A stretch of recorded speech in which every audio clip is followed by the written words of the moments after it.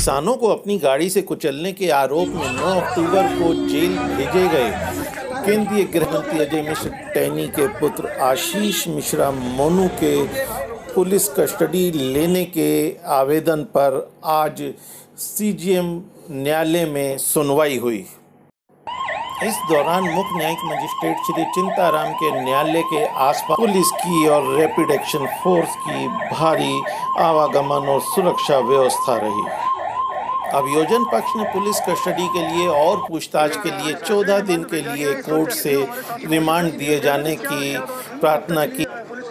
दूसरी ओर बचाव पक्ष के आशीष मिश्रा मोनू के अधिवक्ताओं ने इस कस्टडी रिमांड का विरोध करते हुए आशीष मिश्रा को प्रताड़ित करने और जबरिया बयान को बुलवाने का आरोप लगाते हुए इसका विरोध किया। न्यायालय ने दोनों पक्षों को सुनकर आदेश सुरक्षित किया और बाद में आदेश की घोषणा की, जिसमें कि इनके लिए पुलिस को रिमांड दिया गया। लेकिन इस दौरान बचाव पक्ष के वकील उचित दूरी पर मौजूद रह सकेंगे, साथ ही मेडिकल कराने की बात पर लगाई गई है। अभी उन्होंने अपने तर्क रखे हैं प्रोसिक्यूशन की तरफ से कि हमको रिमांड दिया जाए, और डिफेंस से बचाव पक्ष में मैंने सारे तर्क रख दिए हैं कि प्रोसिक्यूशन के पास कोई ग्राउंड नहीं है कस्टडी रिमांड पाने के लिए, ठीक है, ना वो कुछ दिखा पाए ना दे पाए कोई साक्ष्य। तो अभी के ऑर्डर सुरक्षित रखा गया, अभी ऑर्डर सुरक्षित है, कब तक सुनाया जाएगा? 1-2 घंटे बाद। दूसरी ओर न्यायालय परिसर के आसपास के लोहिया भवन और केंद्रीय गृह राज्य मंत्री के संसदीय कार्यालय के पास और कलेक्ट्रेट के गेट पर भारी पुलिस व्यवस्था और रैपिड एक्शन फोर्स की तैनाती बनी रही।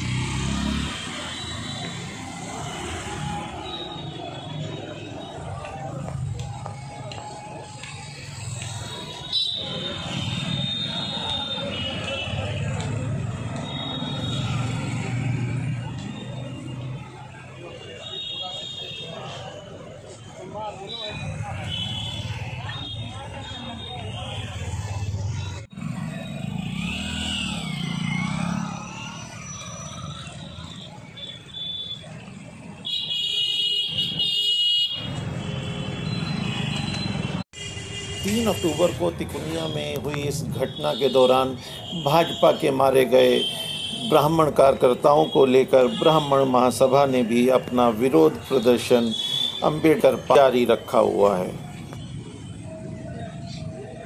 राहुल जी, आप कानपुर से लखीमपुर आए हुए हैं, किस लिए आए हैं? मैं पंडित राहुल त्रिपाठी अखिल भारतीय ब्राह्मण महासभा का राष्ट्रीय अध्यक्ष हूँ और विगत दिनों से लखीमपुर की घटना देश में चर्चा का विषय रही है।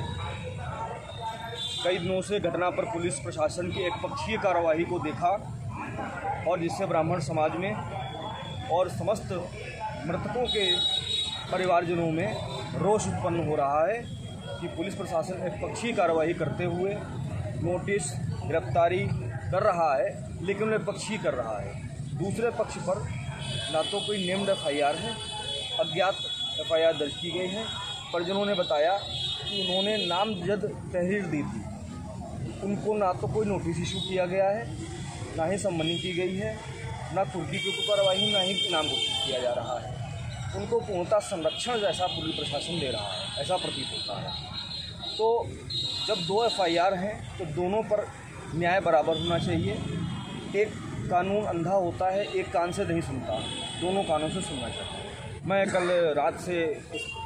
कल शाम को परिवारों से मिला और उनके संतुष्टि देखी, जिसमें भयानक कमी दिखी हमको थोड़ी सी, तो उसके बाद में धरने पर बैठा हूँ।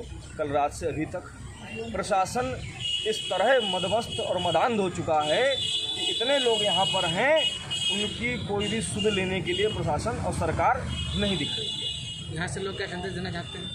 हम संदेश देना चाहते हैं कि जो शुभम मिश्रा है और जो कश्यप हैं और जो पत्रकार महोदय हैं और एक हरिओम मिश्रा जी हैं, इनके जो भी हत्यारे हैं, इनको भी उचित दंड और उतनी ही गिरफ्तारी की आवश्यकता है। इनकी भी हत्या और 3 अक्टूबर को तिकुनिया के पास हुई हिंसक घटना में मारे गए सिखों के लिए कल 12 अक्टूबर को अंतिम अरदास का कार्यक्रम आयोजित किया गया है, जो कि घटना स्थल से थोड़ी ही दूर पर है। आज वहां पर आने वाले लोगों के लिए व्यापक तैयारियों का सिलसिला जारी रहा। परसों संयुक्त किसान मोर्चा ने 12 अक्टूबर को देश भर के किसानों से तिकुनिया में इस अंतिम अरदास में पहुंचने की अपील की थी, जिसको देखते हुए सतर्क हुए शासन प्रशासन ने भारी संख्या में आईपीएस अधिकारियों सहित पुलिस बल को न केवल लखीमपुर खीरी जिले में बल्कि आसपास के जिलों सहित पूरे प्रदेश में तैनात किया। राजेश शर्मा के साथ संजीव पाहवा, mylakhimpurkhiri.com। दोस्तों, सब्सक्राइब करिए हमारे चैनल माई लखीमपुर को and press the bell icon to receive the latest videos.